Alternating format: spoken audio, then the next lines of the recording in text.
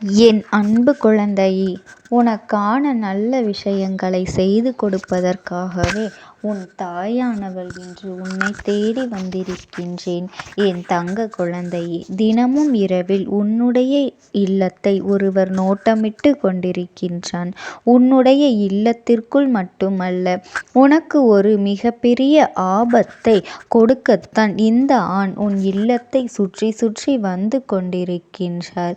இவர் யார்? எதற்காக உன் இல்லத்திற்குள் இவர் இந்த விஷயத்தை செய்ய நினைக்கின்றார்? இவரின் நோக்கம் என்ன என்பதனை இந்த அம்மா உனக்கு தெளிவாக சொல்லிவிட வந்திருக்கின்றேன். என் குழந்தையே, இது போன்ற விஷயங்கள் சற்றென்று உன் மனதிற்குள் பயத்தை உருவாக்கலாம். என்னவென்று உனக்கு தெரியாமல் உனக்கு ஒரு பதற்றத்தையும் கொடுக்கலாம். ஆனால் உன் இல்லத்தை ஒருவர் நோட்டமிடுவது உண்மை. அது ஒரு ஆண் என்பதும் உண்மை. அப்படியானால் அவர் எதற்காக நோட்டமிடுகின்றார்? நல்ல விஷயத்திற்காக செல்கின்றாரா, அல்லது தீய விஷயத்திற்காக செய்கின்றாரா என்பதனை கட்டாயமாக நீ தெரிந்து கொள்ள வேண்டும். முன்பெல்லாம் உனக்கு யாரிடத்திலிருந்து எந்த ஒரு செய்தியும் கிடைக்காது. அப்பொழுது நீ அமைதியாக வீட்டுக்குள்ளேயே இருந்து கொண்டிருப்பாய். உன்னை சுற்றி நடப்பது என்னவென்று அறிந்திருக்க வாய்ப்பில்லை.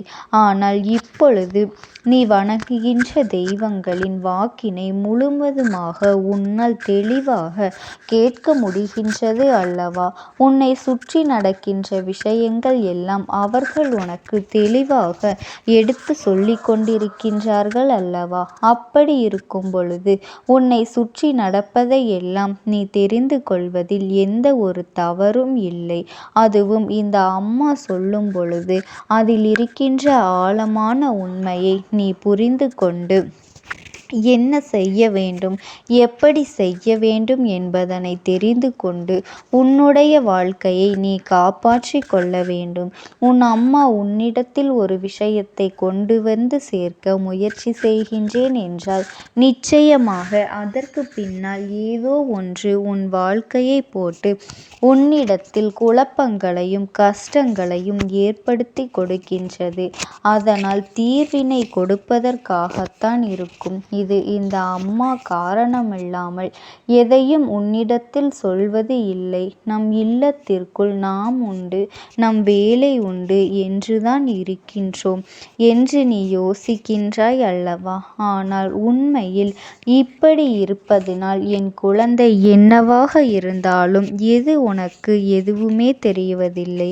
நம்மை சுற்றி நடக்கின்ற விஷயங்கள் மீது நமக்கு கொஞ்சமாவது கவனம் இருக்க வேண்டும். ஏன் தெரியுமா? உன் அம்மா உன் வாழ்க்கையில் இதுநாள் வரையிலும் கவனத்தில் உன்னிடத்தில் எந்த ஒரு தவறும் இல்லை. நீ சரியாகத்தான் எல்லா விஷயங்களையும் செய்து கொண்டு வந்திருக்கின்றாய். யாருக்கும் எந்த ஒரு துரோகத்தையும் நீ இதுநாள் வரையிலும் செய்தது கிடையாது. அடுத்தவர்களுக்கு தேடி போய் நீயாக உதவிகள் செய்துதான் இத்தனை கஷ்டங்களையும் நீ ஒவ்வொரு நாளும் அனுபவித்து கொண்டு ஓய்ந்திருக்கின்றாயே தவிர ஒருபொழுதும் நீ யாருக்கும் எந்த ஒரு தீங்கினையும் கெடுதலையும் இதுவரை செய்ததில்லை. உதவி என்று கேட்டு வந்தவருக்கு இல்லை என்று ஒரு நாளும் நீ சொன்னதும் இல்லை. உனக்கு உணவில்லை என்றால் கூட கையேந்தி நிற்பவர்களுக்கு நீ அவர்களின் பசியை போக்கிவிட்டுதான் நிம்மதி அடைந்திருக்கின்றாய். அப்படி ஒரு குணத்தை கொண்டு நீ கேட்டு வந்தவருக்கு இல்லை என்று ஒரு நாளும் மறுத்தது இல்லை. உனக்கு உன் வாழ்க்கையில் உன்னை சுற்றி நடக்கின்ற பிரச்சனைகளை பற்றியெல்லாம் நீ இதுவரை தெரியாமல் இருப்பது நியாயமில்லை. உன் பக்கம் எந்த தவறும் இல்லாத பொழுது உனக்கே இப்படி பிரச்சனைகள் வருகின்றது என்றால் அதை என்னவென்று நீ தெரிந்து கொள்ள வேண்டும் அல்லவா? அம்மா சொல்வது உண்மைதானே? அம்மா எதையும் தெரியாமல் சொல்லிவிட மாட்டேன். இதனை நீ புரிந்து கொள்ள வேண்டும். உன் இல்லத்தில் காவலில் நின்று கொண்டிருக்கின்ற இந்த வராகி ஒரு ஆண் தினமும் உன் இல்லத்தை தேடி வருவதைக் கண்டு நிச்சயமாக அச்சமடைந்தது உண்மைதான். எதனால் இவர்கள் இத்தனை நம்பிக்கையோடு தினம் தினம் உன்னுடைய இல்லத்திற்கு வருகின்றார்கள்? ஒரு விஷயத்தை செய்ய தொடங்கும் பொழுது ஆரம்பத்திலேயே அது முடியாது என்று ஒருவருக்கு தெரிந்துவிட்டது என்றால் மீண்டும் மீண்டும் வருவதற்கு வாய்ப்புகள் கிடையவே கிடையாது. ஆனால் இவரும் உனக்கு எதையாவது சாதித்து கொடுத்துவிட வேண்டும் என்று மீண்டும் மீண்டும் வந்து கொண்டிருக்கின்றார்கள் என்றால் அதை நிச்சயமாக என்னவென்று நீ தெரிந்து கொள்ள வேண்டும் அல்லவா? அதனால்தான் இந்த அம்மா யாரென்று தெரிந்து கொள்ள முயற்சிகள் செய்து அவர் யார் என்றும் நான் கண்டு கொண்டேன். அவரை நான் கையெடுத்து வணங்கியும் விட்டேன். என் தங்க குழந்தையே, உன் அம்மா சொல்வது உனக்கு புரிகின்றதா? என் குழந்தையின் இல்லம் தேடி வந்தது யார் என்றால் உனக்கு உன் வாழ்க்கையில் மிகப்பெரிய நல்லதை ஏற்படுத்தி தரக்கூடிய ஒரு தெய்வம்தான் உன்னுடைய இல்லத்திற்கு வந்துவிட்டது. அப்படி என்றால் நிச்சயமாக இத்தனை நாட்களும் உன்னை ஆட்டி படைத்த அத்தனை பிரச்சனைகளும் தீரப்போகின்றது என்றுதான் அர்த்தம். அவர் உன் இல்லத்திற்குள் மீண்டும் மீண்டும் வந்து கொண்டிருப்பதனால்தான் உன்னுடைய அத்தனை பிரச்சனைகளையும் இப்பொழுது கொஞ்சம் கொஞ்சமாக மறையத் தொடங்கி உனக்கு தீர்வினை கொடுப்பதற்காக வந்திருக்கின்றது. அதாவது எந்த பிரச்சனைகளுக்கெல்லாம் முற்றுப்புள்ளி வைக்கின்ற நேரமும் வந்துவிட்டது. அப்படி ஒரு நிலைதான் இப்பொழுது உன் வாழ்க்கையிலிருந்து வந்து கொண்டே இருக்கின்றது.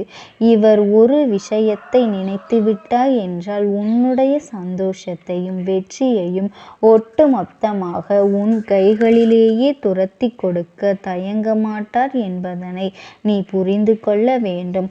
அப்படியானால் முதலில் உன் வாழ்க்கையில் இருக்கின்ற பிரச்சனைகளை எல்லாம் ஒழிக்க வேண்டும் அல்லவா?